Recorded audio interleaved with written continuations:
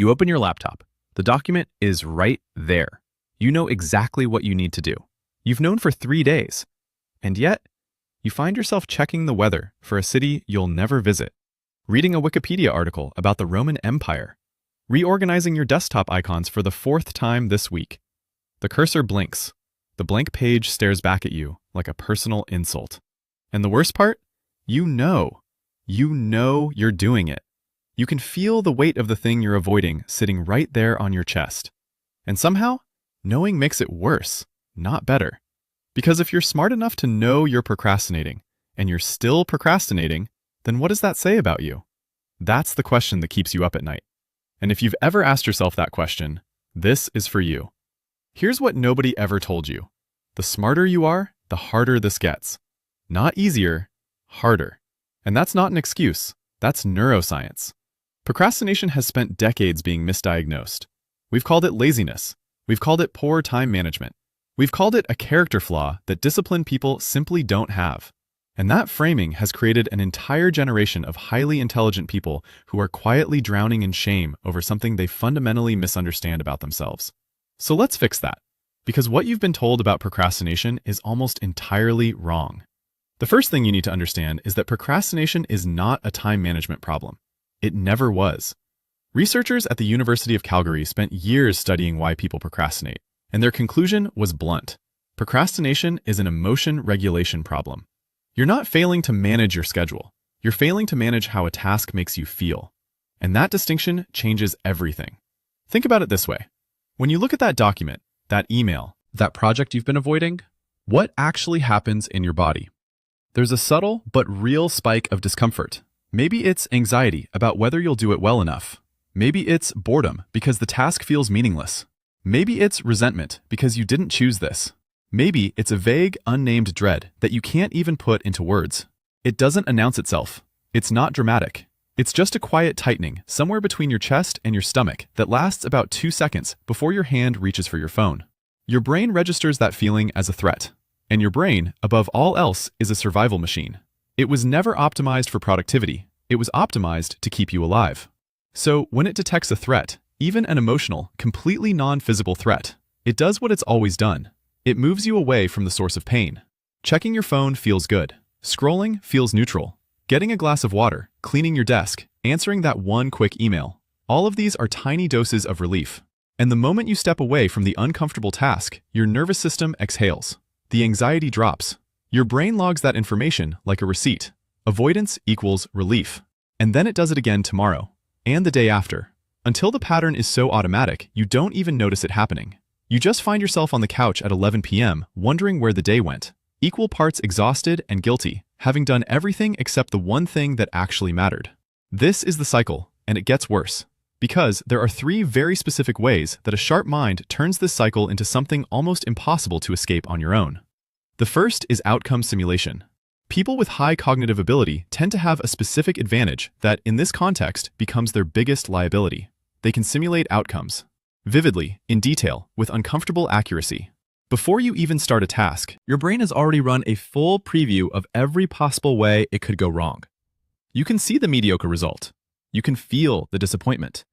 You can hear the internal critic pointing out every flaw before a single word has been written, before a single line of code has been typed. A less analytical mind tends to start things more easily, in part because it doesn't run this full resolution failure simulation before beginning. But your brain? Your brain has a cinematic imagination for catastrophe. It doesn't just show you the bad outcome. It shows you in high definition with surround sound, and it makes you feel the embarrassment in your body before anything has even happened.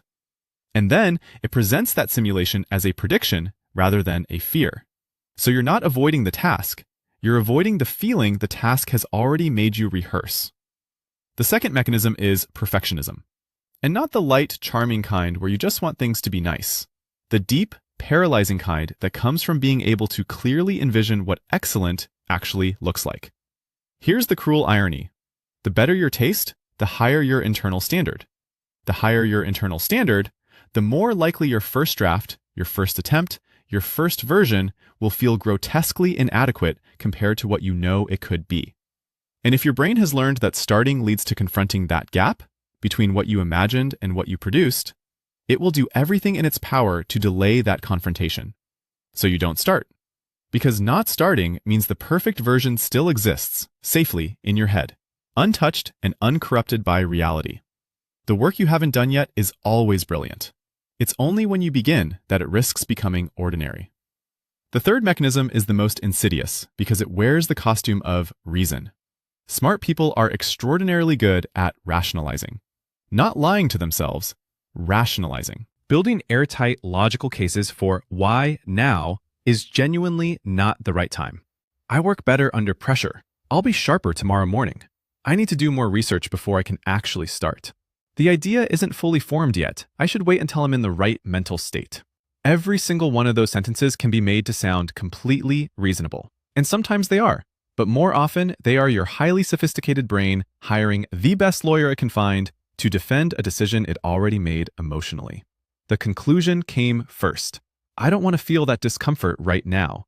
And the reasoning was constructed around it afterward, quickly and convincingly, like a legal brief written in 3 seconds. This is what psychologists call motivated reasoning, and the smarter you are, the better you are at it. Your brain doesn't need much time to construct a compelling argument for why you should wait. It's had years of practice, so you end up in a position that feels almost absurd from the outside. You are intelligent enough to know exactly what you should do, exactly why it matters, and exactly what it will cost you to delay, and still, you don't do it. Because knowledge was never the problem. Emotional regulation was always the problem.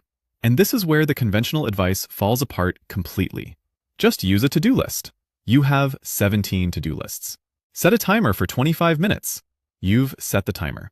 You've also spent 20 of those minutes staring at the timer. Wake up at 5 a.m. and be disciplined. You've tried that too, and mostly you've succeeded at being anxious at 5 a.m. instead of 9 a.m. The format changes, the avoidance stays. The advice fails because it treats procrastination as a logistics problem when it's actually an emotional one. You don't need a better system. You need a different relationship with the moment of beginning. Because here's what nobody talks about. The discomfort you feel before starting a task is almost always worse than the experience of actually doing it. The dread is heavier than the work. The avoidance costs more energy than the task itself. There's research on this too. People consistently overestimate how bad a dreaded activity will feel and underestimate how quickly they'll become absorbed in it once they start. The anticipation is a horror movie. The actual task is usually just a Tuesday afternoon. Your brain is not giving you accurate information about the task. It's giving you a worst-case emotional forecast and presenting it as fact. So the shift isn't about discipline. It's not about motivation. Those are both downstream of something more fundamental. The shift is about understanding that your first step doesn't need to be good. It doesn't need to be ready. It doesn't need to meet the standard your imagination set last Tuesday at 2 a.m. when you were feeling inspired and the whole thing seemed so clear. Your first step just needs to exist. The version 1.0 of anything, a business, a book, a piece of code, a creative project, a difficult conversation, is not supposed to be the final version. It's supposed to be the raw material that the final version is eventually built from. Every brilliant thing you have ever admired in your life was, at some point, an embarrassing first draft that someone had the courage to actually produce. The Sistine Chapel started as a sketch. Every album you love started as someone humming something half-formed into their phone at midnight. This is what separates the people who produce from the people who merely dream about producing. Not intelligence, not talent, not discipline in the motivational poster sense of the word. It's the ability to tolerate the discomfort of beginning something imperfect and trusting that the process itself will improve it. And here's the thing about that tolerance. It's trainable. It's not a fixed trait you either have or don't. Every time you begin, despite the discomfort, you are teaching your brain a new equation. You are showing it that starting does not equal suffering, that the task does not contain the threat it was advertising, that on the other side of initiation, there is usually something closer to flow than to catastrophe.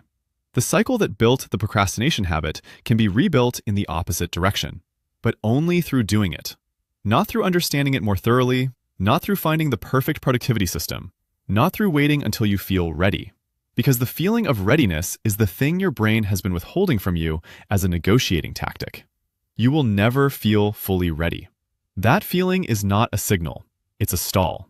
The people you look at and think, they have it figured out, they're just more disciplined than me. They're not. They're not wired differently. They haven't found a secret framework.